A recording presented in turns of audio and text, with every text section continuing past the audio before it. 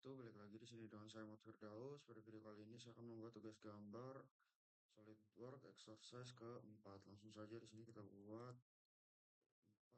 sketch dari pandangan depan dengan kita buat circle. Ukurannya itu buat lagi di sini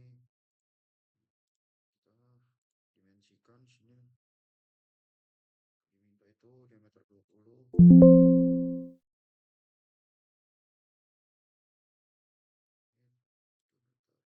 Ini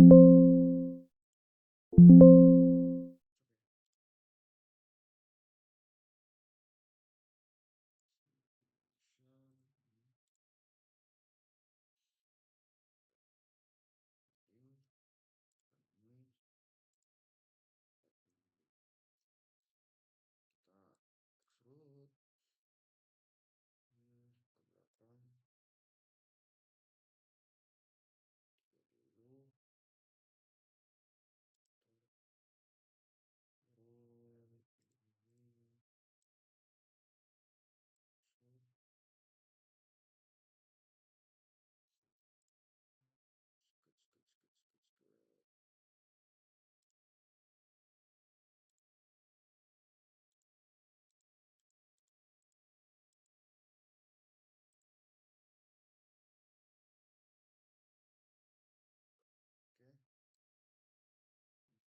Oke, gambar sudah jadi.